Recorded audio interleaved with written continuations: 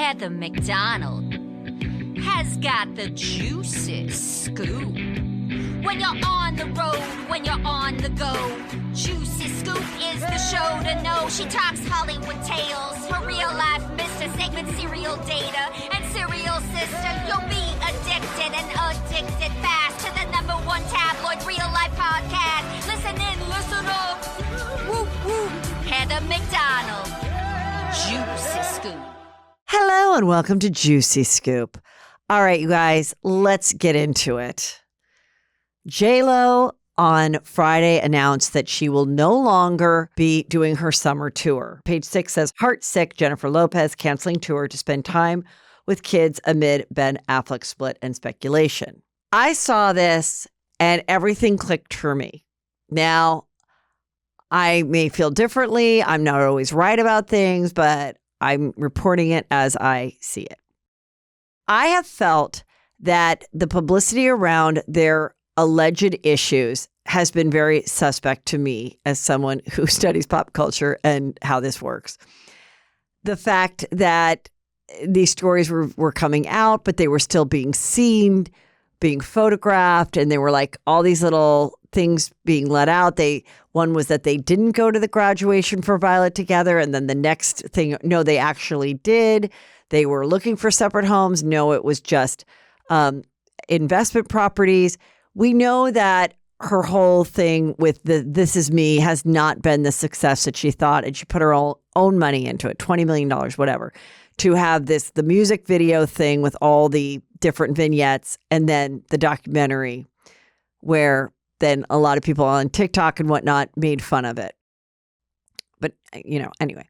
So, and then that the ticket sales were very low for these big like arena tours that she was doing, which then caused people to think that maybe it's not a good idea for her to have this Vegas residency where she'd make $1 million a night.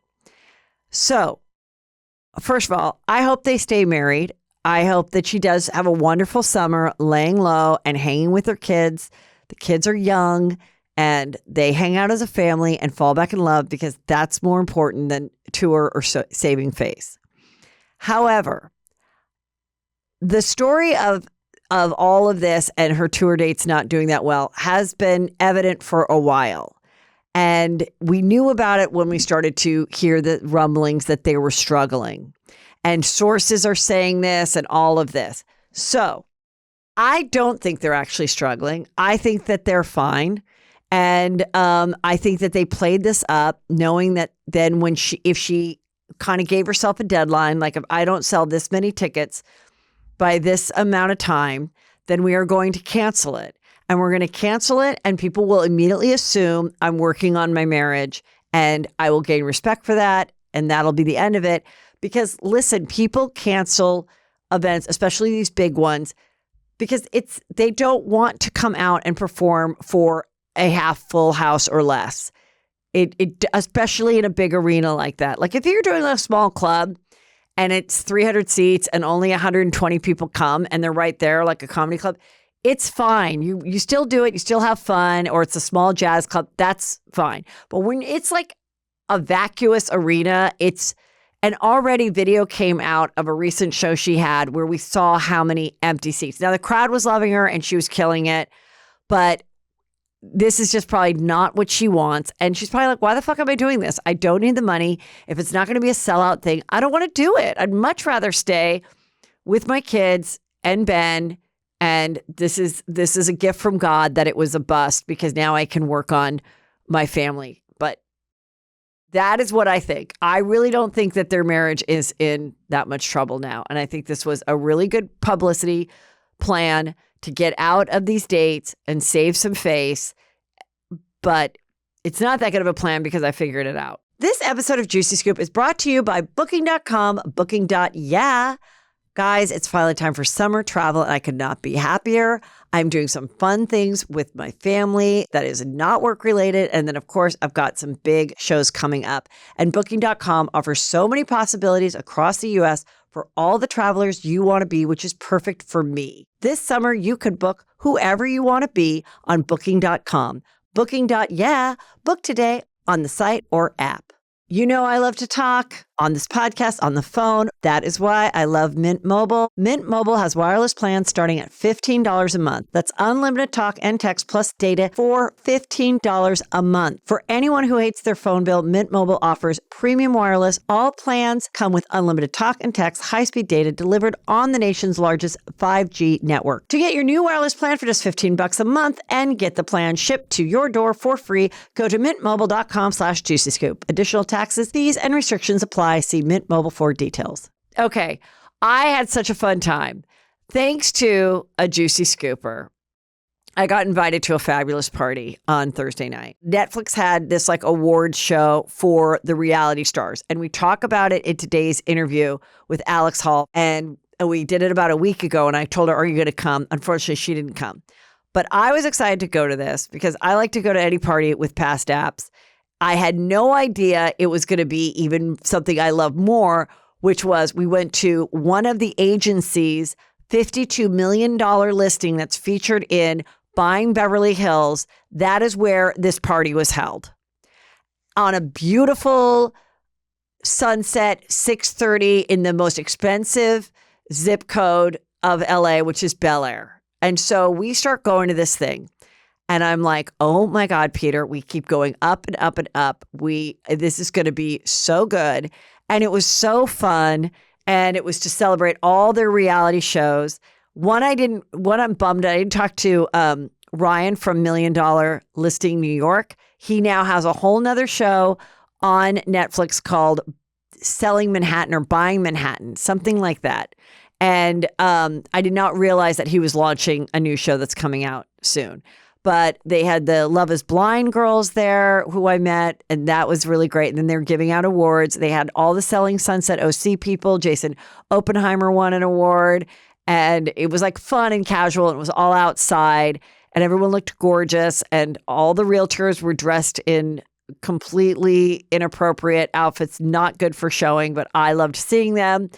And it was really fun to see so many people there that of the shows that we love, and they were all nice. And I was kind of more like, for some of them, I was like, so what now? Like the Love is Blind people, they all live in South Carolina, in Charlotte. And I'm like, what are you doing now? And I guess there's another show coming out where some of them were utilized, which they should. They should utilize the star people.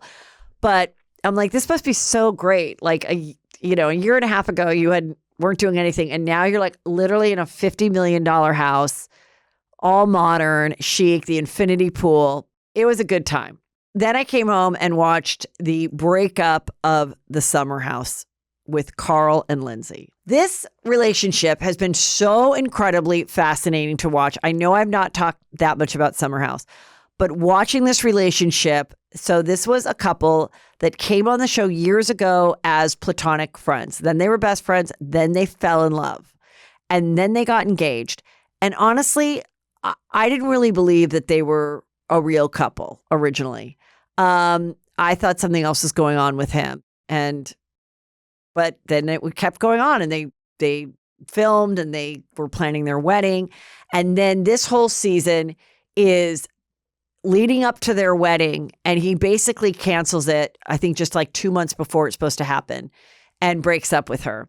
And they absolutely should be broken up. I mean, if there was ever a couple that should not be married, it's these two people. But I guess in the past, and I haven't watched it religiously, she comes off, sometimes could be kind of bitchy or unlikable. But his whole thing is, I mean, these people are pushing 40, and he's like, I got to figure out what I want to do career-wise, because doing Summer House, I guess, is not going to be a lifelong career when you're getting married and having kids. And he worked for the other guy, Luke, doing stuff for his like alcoholic brand called Loverboy. But then that didn't work out. So then he wasn't doing anything. And then he was like, I have an idea to do a sober sports bar in New York. I don't think there's a worse idea than opening up a bar that doesn't serve any alcohol and is playing sports in New York with the rent and how hard restaurants are. So Lindsay was kind of like, I don't know if that's a great idea. And he's like, God, I just need you to be softer and be excited and be supportive. He's like, well, now I'm going to work for Loverboy again, making sober drinks, which I'm sorry. I just think a sober drink, like, I mean, there is non-alcoholic beer and wine, and I get it, but whatever. That's what he's going to do. And she was like, okay, but like, then what? And he's like, God, I mean, listen, you have been very supportive about my career. And it's just, I said I would have a career. Like I gave myself 9 months to figure out what my career is going to be. And you should be supportive of it. I just want to say, thank God they broke up. But also their communication was so interesting to watch.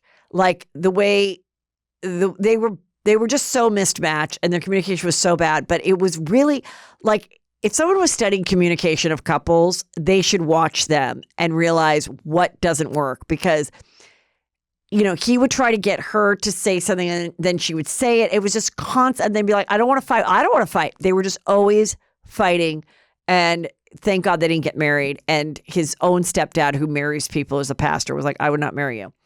And since then, he had these really big white teeth. He's appeared to get bigger, wider ones, or maybe he's lost weight. I don't know. He always fancied wearing very skin tight white jeans, and now they match his teeth. Just whatever. I just think it's a good call that they're out. And then one thing that he said was he did break up with her on camera. So, you know, he was a very good employee of Bravo to do that. And she was blindsided. And then he's like, I just know I'm going to be canceled. I know the world is going to rally around her because I broke up with her, but he does not have to worry. The world is so happy that she's not marrying Carl. Everybody is like, thank God, girl, you can do better. But I could see why a guy would be nervous about that, breaking up with someone on a reality show where, you know, 80% or 90% of the fans are probably female women. So it's very interesting if you haven't watched it. The rest of the stuff is like kind of fun, but that's really the only storyline I cared about. And it was fascinating. He also, I don't know where he's going to go from here. He's very open about his sexuality. He was on Watch What Happens Live after show and talked about how he had a threesome and engaged in a guy, you know, giving him a BJ. And he said at the time, he said it was the best BJ ever had. Then he said, no, I've had better now that I'm engaged to Lindsay. But then Lindsay said on the show that we barely were having sex or once every few weeks, which probably means once every 2 months. So who knows? All those things, it's good that they didn't marry each other. Okay. I talked about Joe from Vanderpump making up these strange lies. And that is why Schwartz was like, got the red flags and really moved apart. I talked about it's sort of a trait of a grifter to make up lies, innocuous lies that don't matter. One of the other things I forgot to mention was Kristen Doty, who originally brought her into the group. Her boyfriend, Luke, said, I was surprised that when Andy asked her, are you single? Who would you like to date or something? She's like, do you know Aaron Rodgers? I'd like to date Aaron Rodgers. Luke goes, I thought that was really weird because she told me herself, completely unsolicited conversation. Oh, I do Aaron Rodgers' hair. He flies me out to do his hair. And then Kristen goes, that's so weird because my actual friend, another real friend, I do know who does his hair. And he flies she and her wife out. And this is all on Kristen's podcast to do. So I'm like, oh, this is such another grifter thing. She just took another hairdresser's life that's like 1 degree away from her and just like took her story for her own and said it. So strange. So I talked about it on my Patreon and then someone said, you got to see the girl that they're talking about's Instagram. It's like Joe stole her identity. So I go to this girl's Instagram. Her name is Riawna, Riawna, Capri. She has 420,000 followers. She does a lot of hair teaching. Like she does like tutorials and all this stuff. And she's, you know, young and married to a woman and they have lots of fun stuff. And that is who actually Aaron Rodgers allegedly flies out to do his hair. So I start watching her videos. Oh my God, not only does Joe look like her, but when this girl was explaining how to put in hair extensions, it's the way Joe talks. Like, so I'm like, what? And it's like, just a little bit of that, not as much as Joe, but it's so interesting. And I just had to point it out. But she seems like a delight. And all of her photos look like Joe, like smiling, like all of them are like mid-laugh, which is a lot of like a lot of what Joe does. Okay, we are not really going out now. Like all that kind of, And so when she was doing the hair extension on one of the videos, she was like, you guys, your hair expands when there's water on it. That is what happens. The particles expand. It's a crazy thing. And I had to point it out. And thanks to the Juicy Scooper that pointed it out to me. One more thing. And just like that, Che Diaz's character, is gone. And Miranda, played by Cynthia Nixon, talked about it. And she just said it had run its course. The character's arc had run its course. There was no other place for it to go. And that was the only reason. I'm personally sad about it because it was a love-hate with her character. And when we would watch it, we were like more interested in her career with the failed pilot and the stand-up concerts and then having to work at a vet place as an assistant and live at her abuela's basement. To me, I wanted to see more of that, but they did break up. And so maybe our dream of she and Steve getting back together will happen. Guys, remember to go to McDonald.net only to buy your tickets for all of my summer dates. I will not be canceling them, so you better be there. And the next ones are Tampa and Orlando. That's June 19th in Tampa, June 20th in Orlando. Please come see me. And then Julie Goldman is joining me at Humphreys by the Sea on July 27th. I've got Texas in August and Saratoga in August with Chris Frangiola. All the dates at heathermcdonald.net. Get your seats now, and there's meet and greets for all of those. All right, you guys, now you are going to get some real juice from behind the scenes of a hot show on Netflix, Selling Sunset OC, with return guest Alex Hall. This episode of Juicy Scoop is brought to you by Booking.com, Booking.yeah. Guys, it's finally time for summer travel, and I could not be happier. I'm doing some fun things with my family that is not work-related. And then, of course, I've got some big shows coming up. And Booking.com offers so many possibilities across the U.S. for all the travelers you want to be, which is perfect for me. I'm going to be taking a trip to New York. I'm going to be going to Texas and Florida. And sometimes I'm going by myself. Sometimes I want to make it fun for Brandon, who'll be joining me. And that is what makes it so easy. Booking.com's wide breadth of places to stay across the U.S. make booking whoever you want to be this summer so incredibly easy. From hotel suites for one or more, like the whole family, or to romantic villas for a couple escape. There are so many great choices on Booking.com. What are you waiting for? This summer, you could book whoever you want to be on Booking.com. Booking.yeah. Book today on the site or app. Guys, I've been talking about OneSkin. I absolutely love it. I use it for my face, my eye, my body, and it works with all my other products, and it easily fits into my skincare routine, and it will for you too. If you have dry skin or you notice deeper wrinkles, crepiness, these are just a few of the visible signs of aging, and today's sponsor, OneSkin, knows all about it. Now, I'm not overly concerned with aesthetics, but I do want to keep my skin healthy as I get older, and that's why I'm loving their topical supplements that actually help your skin feel and behave younger, just like you feel inside. You want to look that way on the outside. Founded by an all-woman team of scientists, their OS01 peptide is scientifically proven to decrease lines and wrinkles, boost hydration, and help with the thinning skin that often comes with age. Don't just take my word for it. They've got over 4,000 five-star reviews for their full line of face, body, sun, and travel-size products, which I love. OneSkin is the world's first skin longevity company. By focusing on the cellular aspects of aging, OneSkin keeps your skin looking and acting younger for longer. Get started today with 15% off using code JUICY at oneskin.co. That's 15% off oneskin.co with code JUICY. After you purchase, they'll ask you where you heard about them. Please support Juicy Scoop and tell them I sent you. Hello and welcome to Juicy Scoop. I have returned guest, star of Selling OC, the star of the show, Alex Hall. Welcome back. So fun to be back here. So juicy. What season did I just watch? Three or four? Three. Yeah. 3. Mm-hmm. And this is with the Oppenheimer Tiny Twins. That's what I call them. I don't care. I love all the Selling Sunset shows. Actually, I guess there's like a Selling Sunset in like Tampa or something. I don't watch that one. That's not us though. That's not the Selling, our franchise. There's a Selling franchise, but our producers only doing Sunset in Orange County. Yeah. Oh, so okay. they didn't do. I don't think, Or maybe they did. Shit, actually, I scratched that. Okay. That could be totally wrong. But it's not Oppenheimer. That's what it is. It is our production company. Real estate offices. Yes, that's where I got confused. It is our production company, but it's not Oppenheimer Group. Yes. And you came on Juicy Scoop maybe like a year ago. Yeah. And there was a lot of controversy. There wasn't any controversy then. I said I predict that Tyler, who is the very cute guy who was married to Brittany Snow, the actress, I said to you, I predict this marriage is not going to last.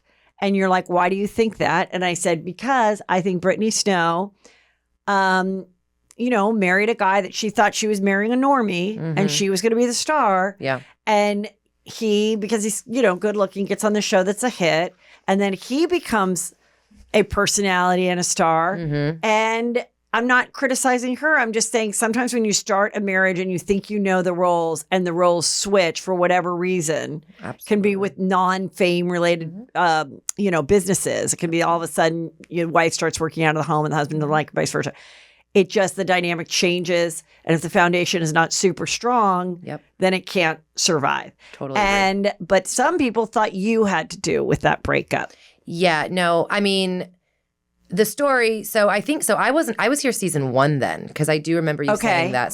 So we've had 2 seasons since the last time I was here. And I remember that exact moment when you said that, because what I had already known was that they were getting divorced. Oh, okay. Tyler had told us very early on, filming season 1, that him and his wife it wasn't gonna work out. He had said, I think they tried to make it work. And I don't want to give too much, because I don't know the exact details of it. I only know what Tyler shared. And at this point, I don't trust him as far as I can throw him, so I don't know if any of it was true. Oh, really? What? So, let's hear about that later on. But finish this part, though. So he had said that she told him, if you do the show, we're going to get a divorce. And he chose the show. So. Wow. I mean, listen, I just did an interview with Dr. Drew, he's a doctor of therapy and everything else. And I said, why do you think that marriages don't work on reality shows? And he brought up a really good point. But when it comes to like Housewives or The Valley or the Vanderpump, where then you relive the fight with your spouse, 7 months later, that could be a lot. But in this case, it is kind of true what I said, is like that's not what she gambled for. She thought she was marrying a cute surfer that could bring in some good real estate money. And I also think, no offense to her, but I don't think her career is on a high. Not saying it won't totally come back, but that's the way entertainment is. Right. So when that can happen, you have some insecurities or some, it's tough when your business is not going the way it has in the past. And again, the relationship has to be so strong for that. So, I mean, I don't think there can only be very, very few relationships that survive reality television. I think it's not just the reliving the fight. I think it's also your life changes so drastically when you're in the media for anybody. So if it's one of the spouses or one of the significant others that's in the media and the other isn't, that's a whole culture shock. And you're dealing with watching this person who you fell in love with and you had these humble beginnings, and it's either the fame gets to them or the lights. And people like privacy. It's like there is no more sacred relationship than your family, right? Your spouse or your children. And when you put media in that and you get, especially reality television, they're going to dig and dig and dig and dig until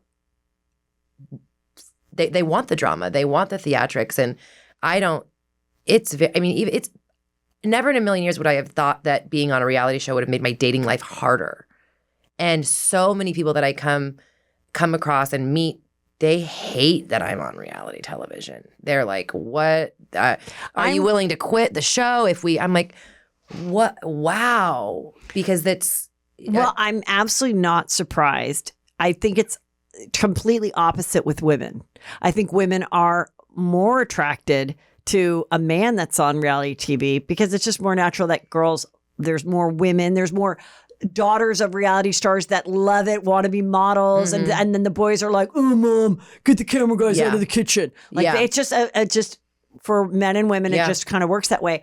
But I mean, I think yeah, I mean, like, look at Vanderpump Rules. Tom Sandoval has a new girlfriend. Yeah. And she was dating Leonardo DiCaprio.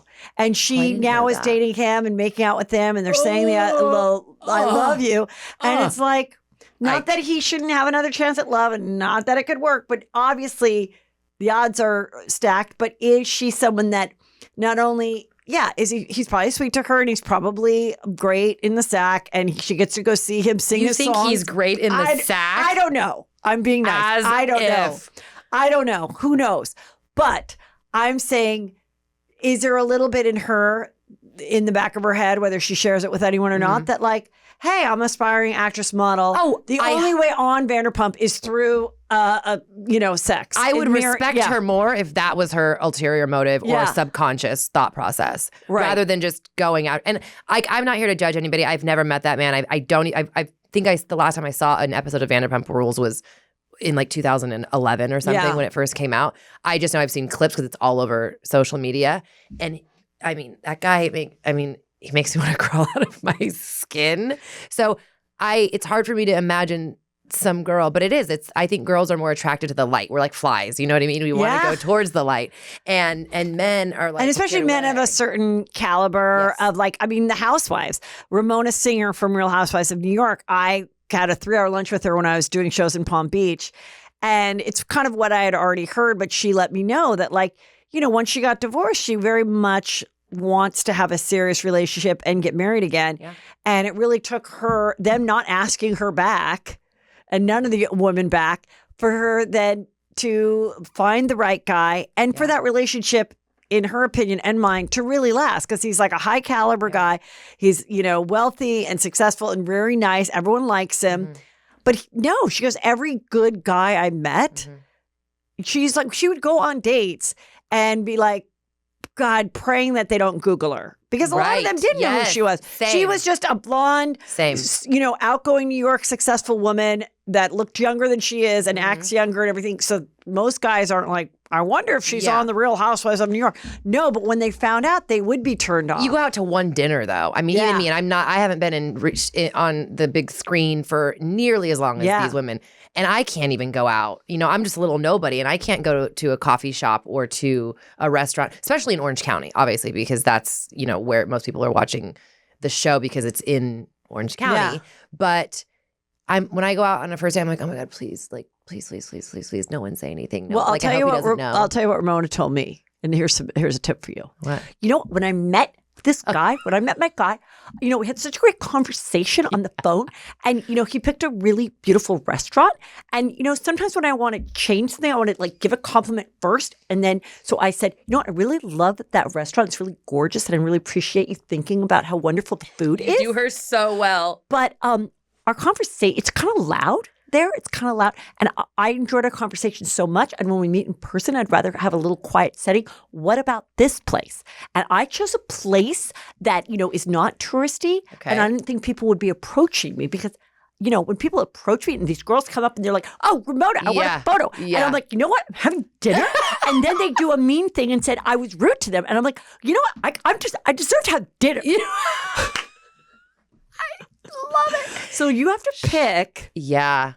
If you don't think the guy knows your scoop yet, maybe they all do, but if they don't, I would just choose like a more chill place. Yeah. Like I wouldn't go to the Quiet Woman. I wouldn't go to like, I wouldn't go to Javier's. Yeah. I wouldn't go to like places in OC that are known. Because then now when fans of reality TV come to OC, a lot of juicy scoopers, they don't have to do, their kids are older, they're not going to Disneyland. Yep. And they're like, I'm coming to LA. I want to go to the place that the Kardashians get the salad.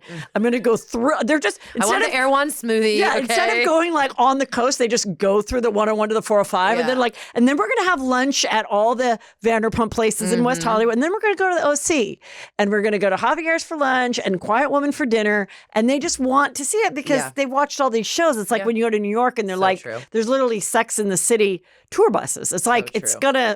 We don't have that though. And we don't have, it's not tourist. Right. It's locals. Right. And like, it's the waitress and the waiters and the people. And I'm very friendly. I always will take a photo. And so it might even just be my energy because a lot of times I'll see them out of the corner of my eye and I'm like, oh, okay, they probably have seen the show, and it's just that I can feel my intuition, and they'll walk by and we'll make eye contact, and then we don't want to bother you, but we love your show, and then they're starting to walk away. Would you mind? And it's always the husband or the boyfriend. She makes me watch your show. She's obsessed with it. She really wants a photo with you. Would you mind taking a photo? Yeah. Which I think is really sweet for a first date. Maybe not great. Yeah. But it is what it is. And, the fans are so sweet and so nice. And obviously without them, the shows don't exist. Right. Yes. But it's just that back to going on a date, not wanting, I'm like, please don't, even worse, don't watch the show. They're like, oh, I'm going to watch the amount of photos I get sent to me watching your show. I'm like, don't. Please just from get the guy to know me first. From the guy, yeah. Yes. And so I even had a guy that I dated, actually the guy that I was dating at the end of season 3, he ended up moving. And we dated and we really hit it off, and he was moving, and he always knew that he was moving to London. And I said, well, then why the hell did you ask me out? Like, that was stupid. And he said, well, and he had seen the show. He had already seen the show. He was blowing me up in my DMs on Hinge, I'm like, leave me alone. And I finally gave this guy a chance, and we ended up hitting it off. But I said, if you always knew why you were leaving, why the hell did you ask me out? I'm looking for something serious. And he said, well, I didn't think I was going to fall in love with you. I just thought maybe I would get lucky. And I'm like, that is so fucking rude. So these guys are taking women out with horrible intentions. And I should have known it's my fault. But also, guys do like to brag if they're 16 or 46, so true. Where they're like, look at who I banged. So look true. who I'm taking on. Yep. Look who's going to Cabo with me. Which is not the guy that you want to end up with, right? So I've got my sensors are a little bit more sensitive now, if you will, since going in the public eye. But it's just, it's been 3 seasons now, and I still haven't fully wrapped my head around it. Well, let's talk a little bit about. This is like a more casual photo of you guys. I think it's so cute. But we have some of the players here. So we have Tyler in the brown shirt. So we see in season 2 that you guys are flirting. You seem to be having a major connection. And it ends with you kissing in the jacuzzi at a hot tub at a party. And that's kind of how it ends. Yeah. So then we see season 3, which is available now. We come back, and it's kind of like, well, did you guys date after that? What happened? So it's always been a back and forth with Tyler. And Tyler, just to remind people if you're not watching, Tyler's the one who's now divorced or getting divorced from Brittany Snow. Yes. Okay. And it's always been, I wish I had another, a better story, because even watching season 3 back, it's triggering. I don't know if that's the right word to use, but it brings back that feeling, because I'm being bounced around. And that's what it was in real life for me. And I remember so many conversations that I had with him where I just wanted clarity. I just wanted to know what was going on. And I've never in my life. What was his intention, or are we going to really try to be boyfriend and girlfriend, or what? Yeah. And part of me, up until very recently, really thought that he was kind of innocent in it all, and maybe just had a horrible at communicating, or a lack of boundaries, or no backbone, or whatever it was. And I do think now that it wasn't any of those things. I think that he just didn't want to commit to me, which I didn't even start this whole thing. He was the one who pursued me. You can tell that he's and I had for season 1, however they played it, I had literally zero interest in Tyler. His energy is so far opposite of what I'm normally attracted to, and he was why? What's the difference? Because he's just meek. He's kind of which that can be fine. I don't need somebody who's needs to be the center of attention all the time. But I wanted somebody with a high level of confidence, somebody that's going to grab the bull by the horn, somebody who's going to provide, protect. Tyler didn't have. He's a Cancer. He doesn't have any of those qualities. Okay, and production heavily pushed the narrative that you see, which obviously when you're filming with somebody or you're working in an office with somebody, in a situation where I normally in real life would say, okay, this just probably isn't going to work. Let's not see each other again. We're constantly having to see each other and be filming and go on, the boat and go in the parties and do the open houses. So what it was like for me is we would film and it would be one side of Tyler. And then the second the camera stopped, I got a completely different side of Tyler. What would you get? Nothing.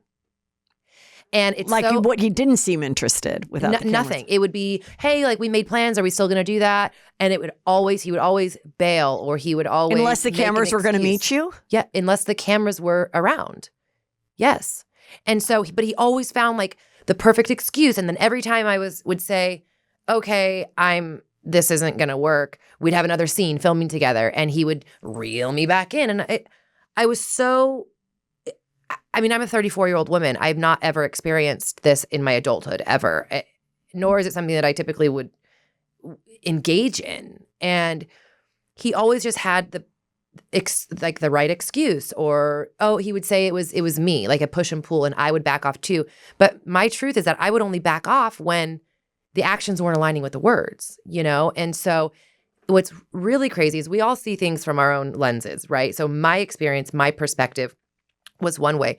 And I didn't realize how everybody else was perceiving our experience. You mean the other cast members, other realtors? Yes. They only saw what they saw when we were filming. Which seemed you guys were really into each other. Yes. Or when we would all go out together. And when we were in a group, Tyler was more like chill and relaxed. I love to talk on this podcast, on the phone. That is why I love Mint Mobile. My family is loving it. Mint Mobile has wireless plans starting at $15 a month. That's unlimited talk and text plus data for $15 a month. Their wireless service is top quality and is so much better than our old provider. For anyone who hates their phone bill, Mint Mobile offers premium wireless for $15 a month. All plans come with unlimited talk and text, high-speed data delivered on the nation's largest 5G network. You can choose from 3, 6, or 12-month plans and say goodbye to a monthly phone bill. Mint Mobile gives you the best rate whether you're buying for one or a family. And at Mint, families start at just 2 lines. Use your own phone with any Mint Mobile plan and keep your same phone number along with all your existing contacts. Switch to Mint Mobile and get your first 3 months of premium wireless service starting at just $15 a month. To get your new wireless plan for just $15 a month and get the plan shipped to your door for free,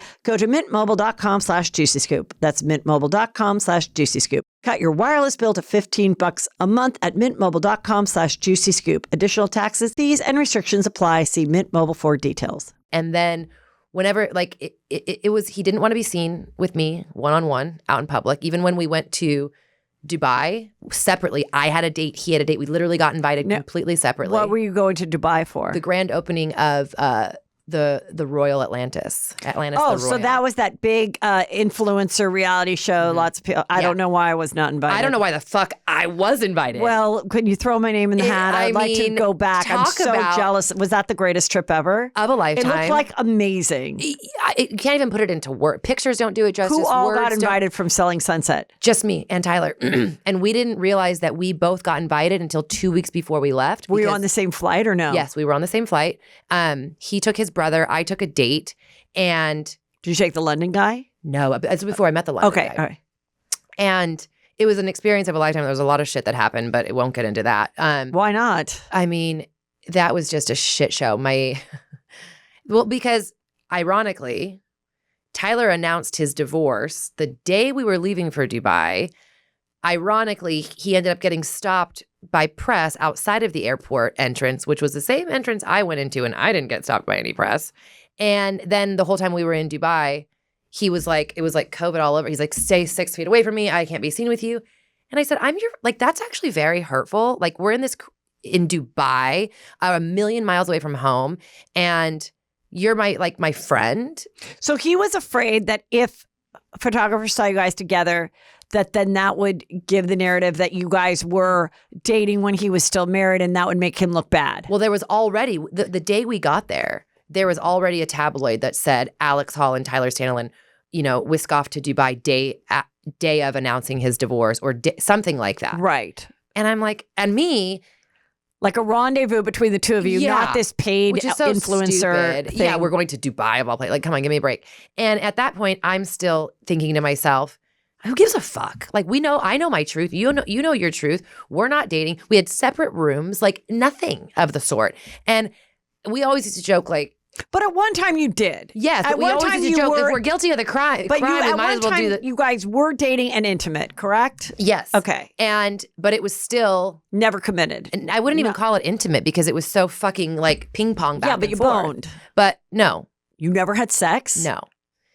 And yeah. Really? No, we never had sex. I'm shocked. And so you just makeouts and stuff. Oh, I mean, and in his defense, he's I did He's not think he was gorgeous. going to be a great kisser, but he's a great kisser. Gorgeous. He is a great kisser. So it was just dry humping. And some humping. Yeah. Yeah, dry humping. That's my favorite. We dry humped all the way home from San Diego one night in the Sprinter van. It was great. Yeah. But it was nothing more than that because it got to a point where we were right when we finished filming season 3, his energy started to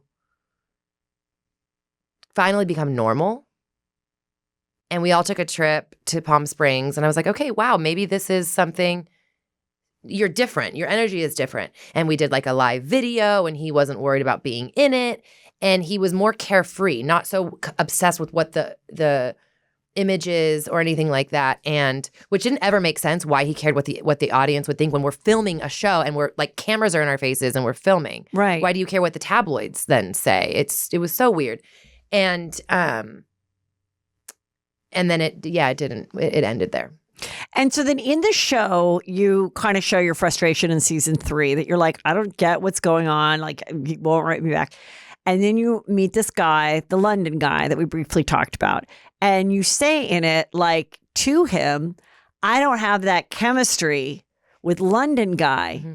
And that's when I was like, well, honestly, she doesn't care about London guy because if she cared about London guy, she knows that this scene is going to be shown a few months in advance, or you forget about the cameras. But I'm just very open. My London guy knew about Tyler. It was never. I know, but if you really liked London guy, and then he's sitting watching the show, and you say 6 months later, I don't have the chemistry with London guy like I do with you, Tyler. If I was London guy, I'd be like, well, this is embarrassing. It's the truth. So that's the truth. But you're not with London guy once it aired, so it was okay. Well, no, we weren't together, but we were together. I wasn't worried about that. I'm very, nothing that I ever said on the show about him was ever a lie or like sometimes the truth hurts and the truth was, but here is also, it was my truth then, but I think dissecting it and, having been therapized for the last 8-9 years of my life, I think it wasn't chemistry between Tyler and I think it was that when you're confused and you just want answers and it was the chase and the pull and the push and the, it was a psychological game. Right. It wasn't chemistry. I didn't feel safe with Tyler ever. I never felt like secure. I never felt intimate. And that's what chemistry is, chemistry. And you can think someone's hot and want to make out with him.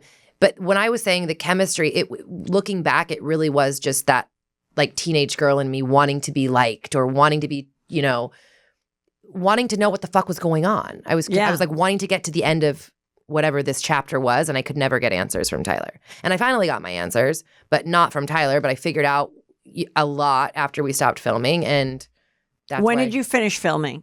We finished filming season 3 a year ago. A whole year ago. Yeah. And you have not seen him since? Because he left the Oppenheim group, right? Did he go back to his dad's office? Yes.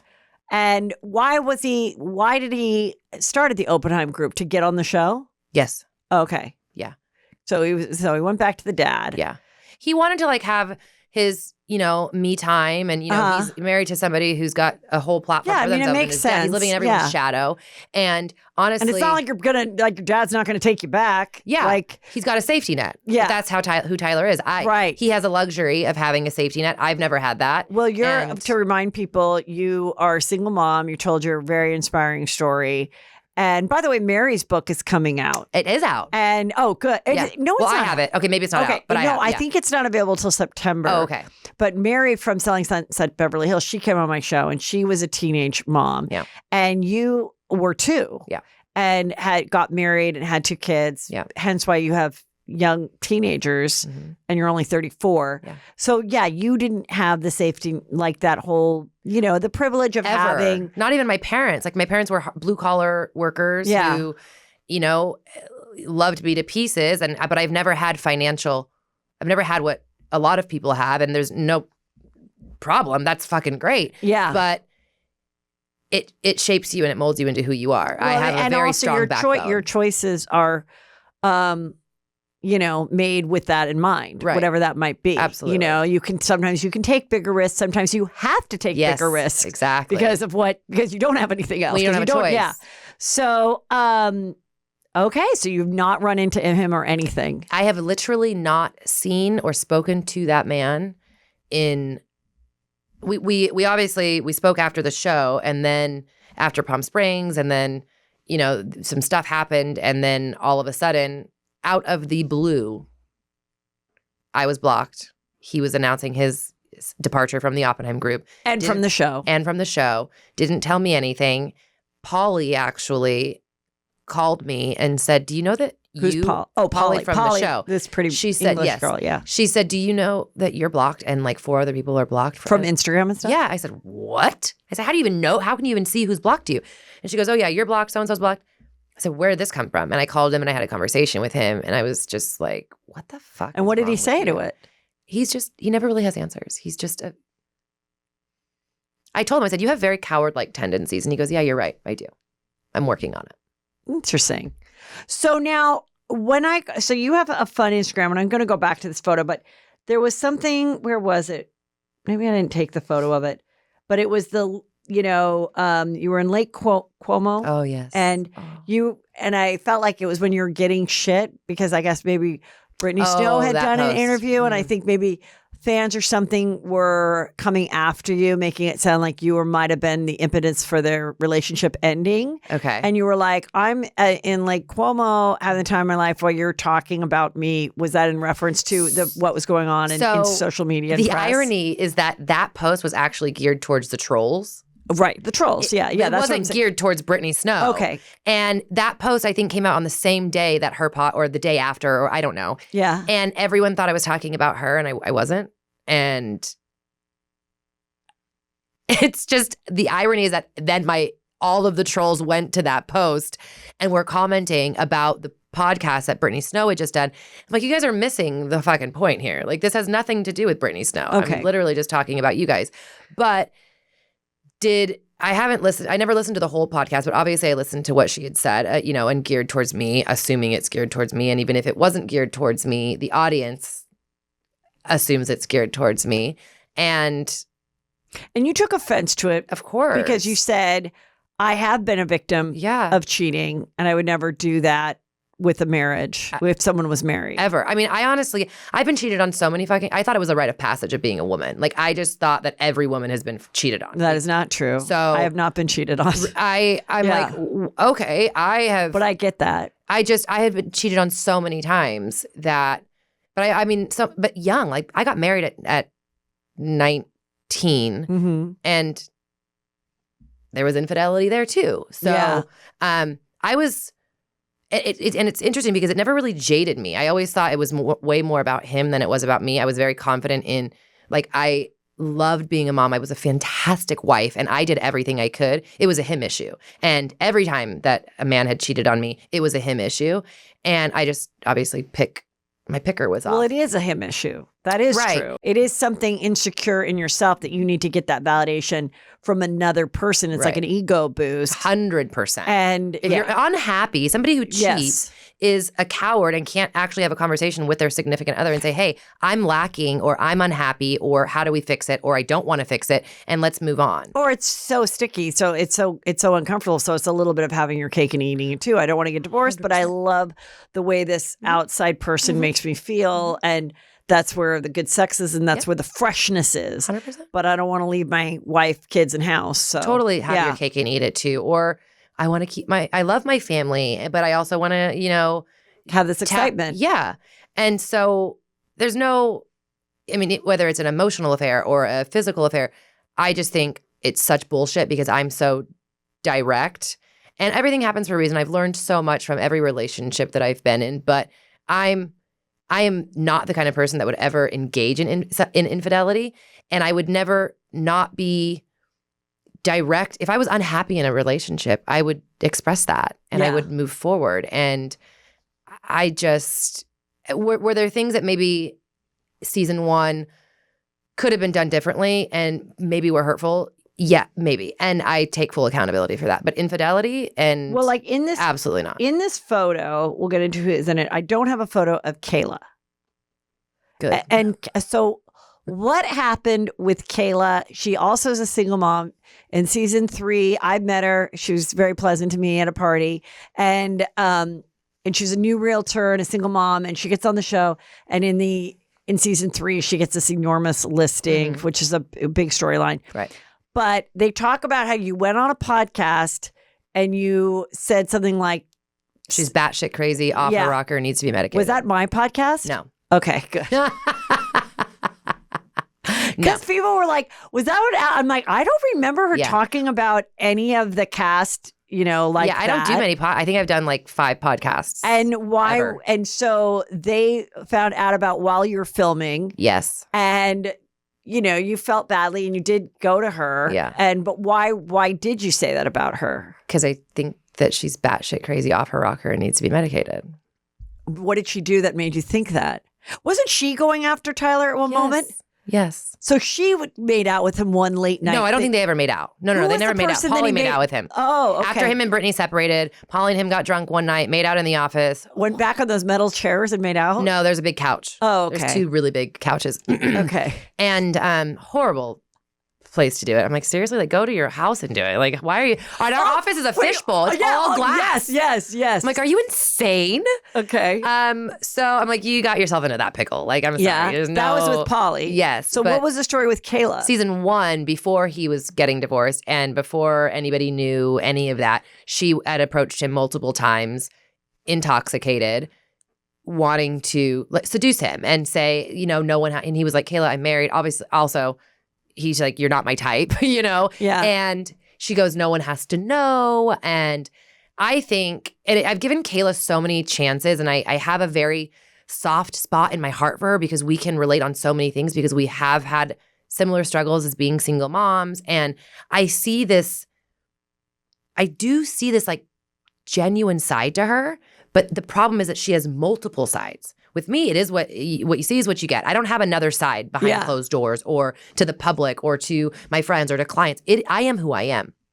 And with her, it scares me because I don't know if she actually believes the things that she says or doesn't remember, or there's something happening because her memory lacks a lot. And maybe it's like drinking and then forgetting, or I don't want to make any accusations, but her excuse is always, I didn't say that, or I don't remember that, or that didn't happen, when like we have the receipts of things that did happen and we have the people were there. We've witnessed things, we've experienced things. And for example, the end of season 3, I go and apologize to her because we find out that it is about her. And to be honest, that came out. I filmed that podcast like 6 months before. And to be honest with you, I thought it was about Brandy. I didn't even think it was about Kayla. And we had called Justin, who I did the podcast with, who's an Oppenheim agent who has a podcast, very dear friend of mine. And we called him that day at the beach when the girls were like, is it about me or what? And I'm like, oh my God.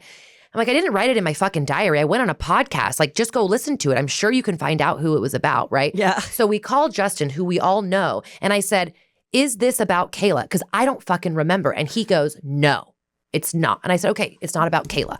And they're like, well, why didn't you put out the name? Because he put out a teaser. It said, he said, and out of respect for Kayla, this is what he said, I bleeped out her name because I didn't want that, going out there. And I said, okay, that makes sense after the fact, because then they found the whole podcast on some platform. Well, I mean, you can find it anywhere. And so then I look like the asshole. And you look like a liar. I look like a total fucking liar. I look like a bag of dicks. I'm like, that fucking sucks. But then once we find out that it is about me, I say, okay, listen, it was about you. Sorry that I hurt your feelings, And I apologized, and I tried to start over with Kayla because there was so much water under the bridge at this fucking point. And maybe 2 weeks after we're done filming and we hug, and we've been to company lunches together. We've sat next to each other. We're sending each other self-help books and we're talking about the kids. And she says, I'm so glad that we are back to this level of us. Like, and I said, I agree. We work so much better when we're not pushing against each other. 3 weeks later, I get sent a video from TMZ and Kayla at Balboa Bay Club, and she's calling me racist. Racist? Where did that come from? And I'm just like, what in the world? And then I am Latina? like fuming. That's where she came up with that? But what evidence was there? I literally have no idea. She goes, the microaggression, and she treats us a certain, and it's only geared towards us. I'm like, what? I mean, I'm not even hearing anything. I'm just like, this is complete bullshit. Because we had made amends, right? And so then she sends me, and Jason actually, like our Netflix PR was all over it because you can't, those allegations are insane. You can't be in the public eye or on a show and say shit like that. Of course. Especially unwarranted, out of nowhere. And Jason called me, and my production company called me, and Netflix PR called me, and they were just like, this is so unacceptable. Jason told me, he said, I called her, I talked to her. It's not getting through to her. Like, she's not understanding how you can't do that. And Jason is very, like, I'm scared of Jason. Yeah. You don't want to be on his bad side, and he will just tell you, shut the fuck up. You can't do that. Like, get it through your fucking head. And she was apparently saying, well, she said all these things about me. So it's not the same. The gossipy, bullshitty drama stuff is not an accusation and an allegation like somebody's That's racist. A character assassination. 100%. And it's horrible for everybody involved. Right.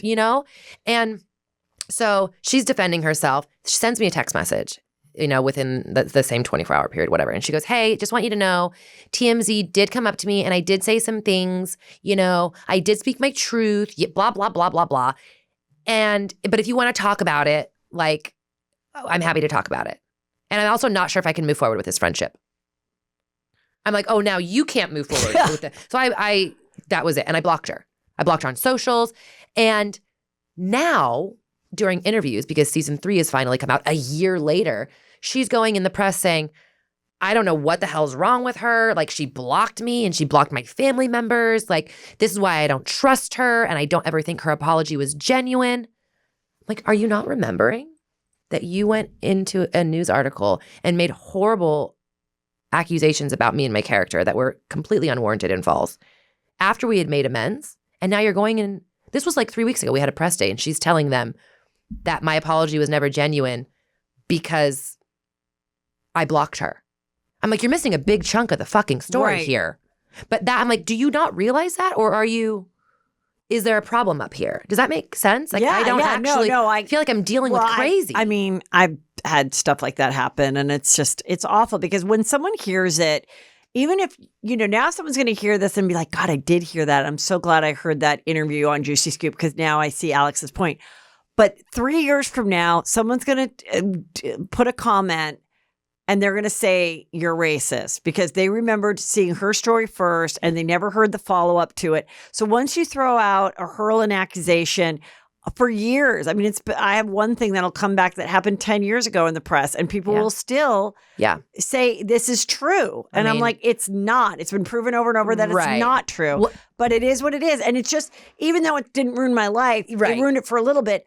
But it's upsetting when you read a lie, whether it's a comment or something. 100%. It's really upsetting, and it like throws off your day, and that's why you don't throw out those. But these people. This is what's worrisome is that they're like loose cannons. Like, you don't even realize like the etiquette that you have to. There's a little bit of a boundary that we, as being on reality television, have to stay between the lines a little bit. Yeah. And the problem when somebody throws out a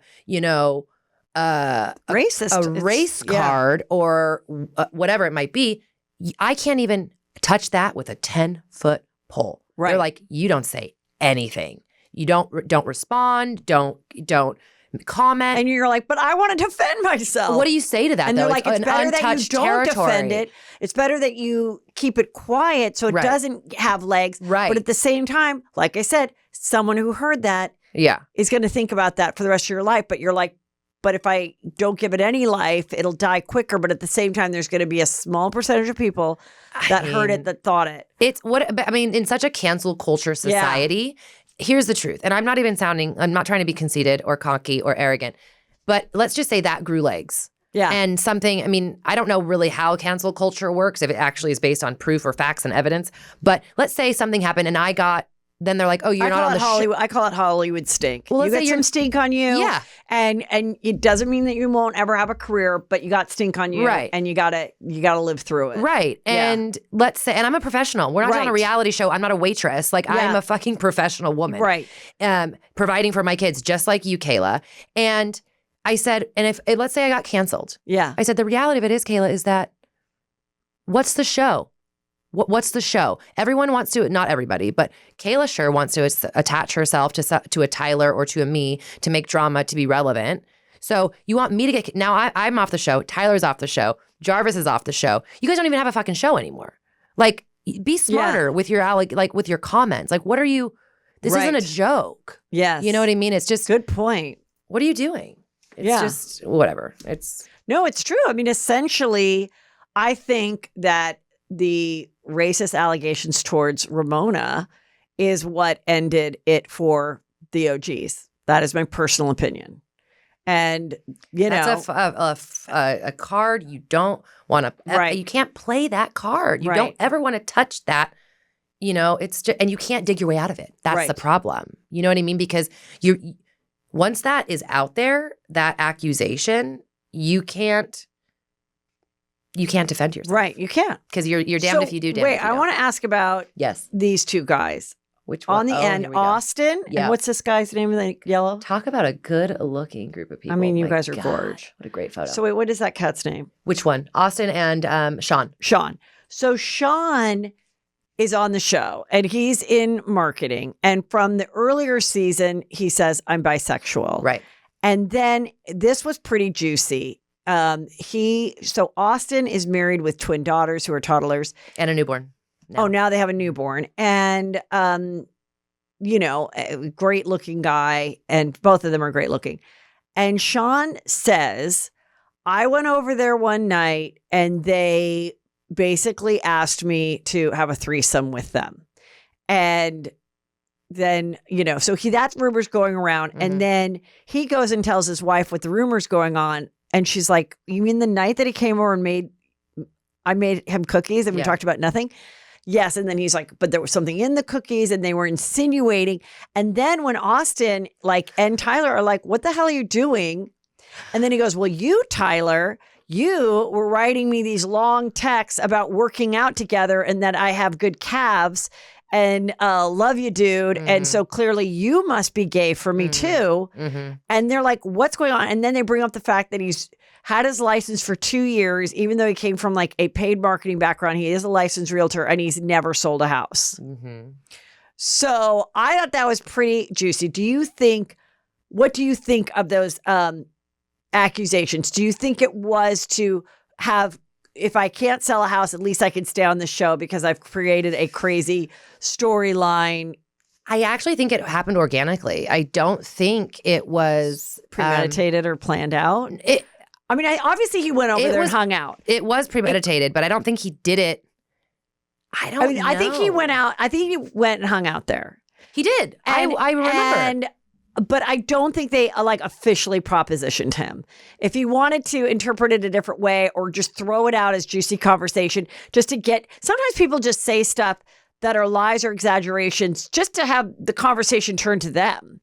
And then you've got the cameras on and someone's like, well, that wasn't the first time I was flirted with by Austin. And what? Tell more. And then everyone's looking at you. Yes. And you feel like pressure. I've got to tell. I mean, it's happened. It happened with a famous newscaster that, he had a little story. And then every time he went on a talk show, they would be like, tell that story about how you were in the helicopter that almost went down. And then one day someone realized he was never in that helicopter. And it's like, but they kept asking and asking. And so that's kind of what I think. And then I think, he's in a panic and cameras are there. And Austin Shirley is like, that's not true. Yeah. But then also, again, by saying it's not true in this world of 2024, you don't want to appear like you're homophobic. Right.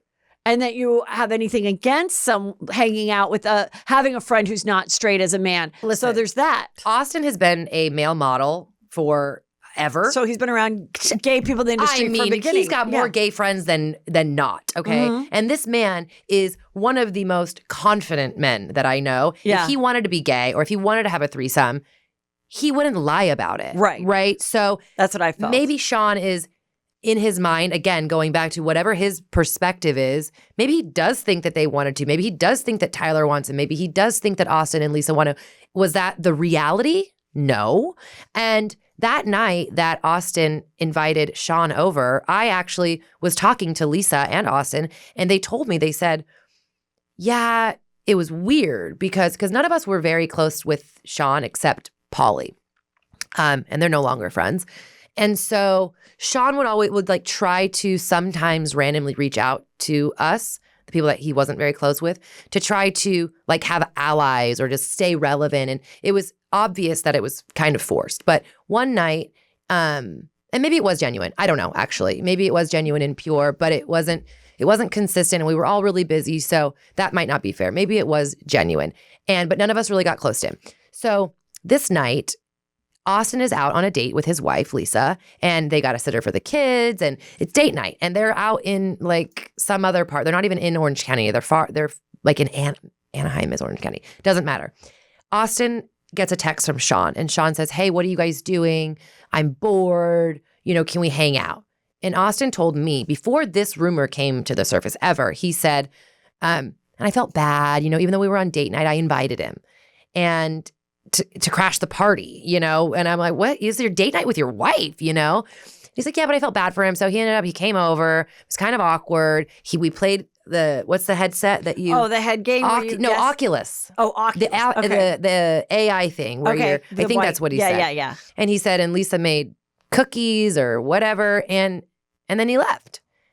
And the whole point in Austin telling me the story was just because it was weird that because none of us really ever hung out with Sean. And so, and Lisa is the most, like what you see of her on the show, she's the most chill, no drama. She's a homemaker. I mean, this woman makes homemade sourdough bread and she's just, to deal with like Austin is the outgoing alpha energy and she's just the dude. And they've been together for like 20 years, okay? She deals with it all. So what I was thinking is the audacity that Sean has after this man has invited you into his home to crash his date night because he felt bad for you because you said that you were lonely, and then you make an allegation like that. I'm just either Austin is completely sociopathic and has everybody fooled, or what we've all seen kind of from Sean, which is him being, I think from watching it, I think Sean was insecure and desperate. And he wasn't really clicking with anybody, and he didn't have the big listings to show off. And I think he was like, I'm going to have the cameras on me somehow, because if I don't have the cameras on me, they're not going to ask me back. But he left. Well, after this, he did. Yeah. But I think the attempt of telling the story, and then once there was so much anger about the lie, then I think he was like, oh, fuck, why did I ever say that or exaggerate that? And now I don't know how to get out of this hole without saying, like, I lied. He just was like, well, you, Tyler, said I had nice calves. And, like, he's like, what? And so it just, he was just, I think he was grasping to stay on the show. So now he has left the Oppenheim group too. He left. He said he got the villain edit, which I don't think he got the villain edit. I just think that I think it's refreshing to see some drama with the guys. Yeah. No, I loved it. I'm like, even though obviously I feel for Austin. And I've even had very close friends of mine text me, so Austin's obviously gay, right? I'm like, no, he's not. And if it's just of all the people, Austin would have no problem admitting any of this. That's why it's funny. It's the irony is not lost on me, but it's more just like it wasn't true, and you're like, that just wasn't true. And then and I'm again not homophobic if it was true, but it's just not true. It's a very bizarre situation. Very weird. Okay, so you were at the 40 most powerful women in reality TV. I was there, and then I saw that Mauricio, who's also on Netflix. Mm-hmm. For Buying Beverly Hills, he just posted today. He likes to do selfies and outfit. He likes to do fit check. Anyway, he said, I am so excited to be nominated for the first ever Netflix Superlative Award for the category most likely to seal the real estate deal. Please head to my IG to vote. What is that about? And are you nominated for any of this stuff? I mean, that's a great nomination, right? I would be wearing the jacket too if that was my nomination. Yeah. My nomination was shit, and I'm not partaking in it. Wait, you were nominated or you weren't? I was. What were you nominated for? Not most likely to close the deal. What is it? Oh my God. Tell. It's such bullshit. Just It's tell. So stupid. I am nominated for most likely to stir the pot, which I think is horseshit. What does that even mean? I feel like I don't stir the pot. Wait a minute. Do you think I stir the pot? Okay, so that's going to be this is an event that's happening. And you're not going to go? No. Yes, you are. Their event already took place. That one already took place? Saturday. Where all of the nominees got together. No, but then there's I'm invited to the party, I guess. That's on that's tonight. Well, probably when this airs. I don't like that. Right. I just wanted to hang out with you more. The pot. Maybe I can still go to the party. I bet you I could. Yes, why don't you I could go to the party. Why don't you go to the party and we hang out? That's fair, actually. Because I do like the jackets though. The jackets are cool, right? Yeah, and you need one of the jackets. I love this. This is Tarek. Marketing genius. Tarek Musso. He and his wife had Flip or Flop. Yep. And what is the wife's name? Which one? New wife is Heather. And the other one is, I forgot the other one's name. Christina. Christina. Yeah, Christina. And Christina and he got married and they had a couple kids. And then they got divorced and she married this other guy who was like a contractor on the show and had a baby with him. And they did not have a happy divorce. Meanwhile, he fell in love with Heather, who's a realtor on Selling Sunset Beverly Hills. Yeah. They get married and have a baby. But the beauty of it is they're all friends. I love it. And in on it. And they are coming back with a show where what was so funny is this is such a small word. Christina's new husband is a sibling to a really good friend of Heather's. Who? This girl, Jessica. I once did their podcast. Okay. I did Heather and Jessica had a podcast. Oh, before Sunset. Yes. Oh, interesting. And then Jessica's brother married Christina. Such a small world. And I love that they're all friends because I know Heather is, a very dedicated stepmother to those kids.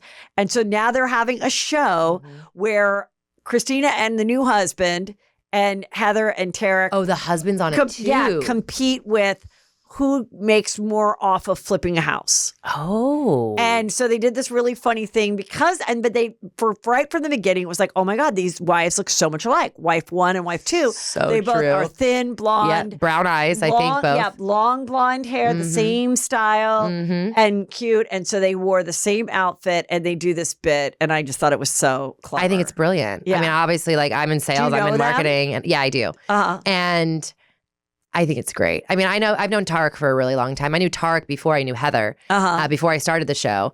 And we both worked at Sotheby's. I mean, Tarek hung his license there. But so very small world. And I mean, this is proof that, Tarek and Christina had a very tumultuous divorce. Right. And so I just think it's so great that they can both kind of rise above it and it's do something like this. To people. Like sometimes when people are going through it, I will tell them I'm telling you, for 99% of the people, it does get better. Yeah. And sometimes it can get a lot better. And this is one of the cases. Better, hopefully. Yes, but false hope. This is the exception to the rule. I need everyone to know this is the exception to the rule. I wish I'm like that. I wish my ex-husband could never be in the same room with anybody that I'm going to ever marry or date. Okay. That's never going to happen. I've come to terms with that. It's fine. Me, on the other hand, I'm like, are you dating? You should date. I think this girl would be great for you. My hairdresser, she's totally your type. Excuse me, I'm spitting. And he's like, this is weird. What are you doing? I'm like, well, I'm not in love with you anymore. I want you to be happy. And you want someone nice around your kids. Exactly. Yeah. So people who have the wherewithal. I think sometimes what happens is a woman, in this case, I think she really did see how sweet Heather is as a step parent. Mm-hmm. And I think that if there was any weirdness before, maybe there never was. But that oftentimes women will come together and they'll do the exchanges and they'll do the stuff because they're like, I like you and I like you that you're nice to my kid. Right. Well, I like, a mature woman will see that and get not everybody, it takes two though. You have to realize so many moving parts. You have to have the husband who's comfortable with it. Right. And the ex-wife and then the new wife that's comfortable with and the new husband. There's 4 Right. strong personalities, and they all are okay with it. This is the exception to the rule. I wish it could be like that for everybody. Amazing. Okay, wait. You say, is it just me, or does every single, this is from your Instagram, every single mom in their 30s now completely understand Brittany shaving her head and attacking someone with an umbrella? It is funny. Poor Brittany's not doing so great now, but this was funny. before. This is before. Okay, I want to focus on your ass. Oh, God. This photo, when you went to Stagecoach, so you wore chaps. I did. With just a bathing suit G-string. Yeah.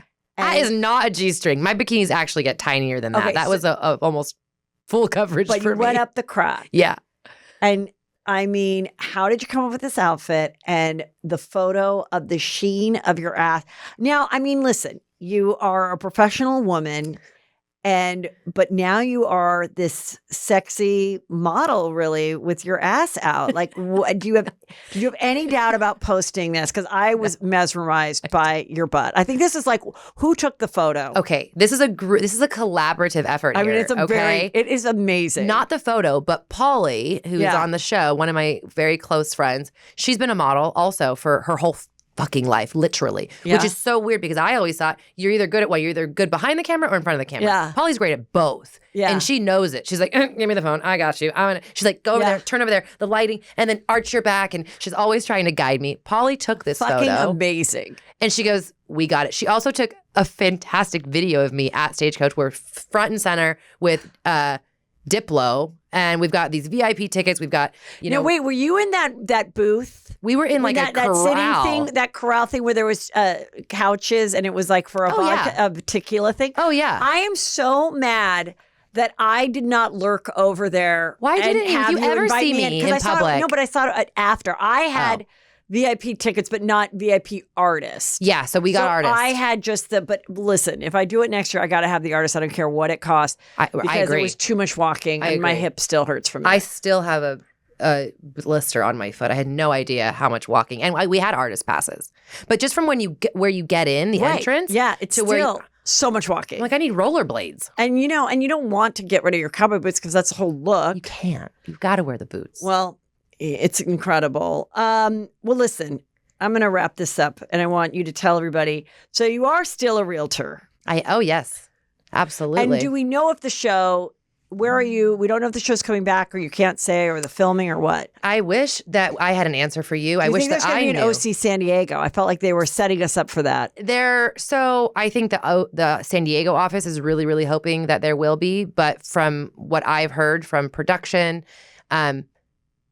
as long as there's not enough time in the year or in the day, and Jason and Brett are only two people, and it's mostly Jason who's coming. What they should have done is never revealed that they were twins.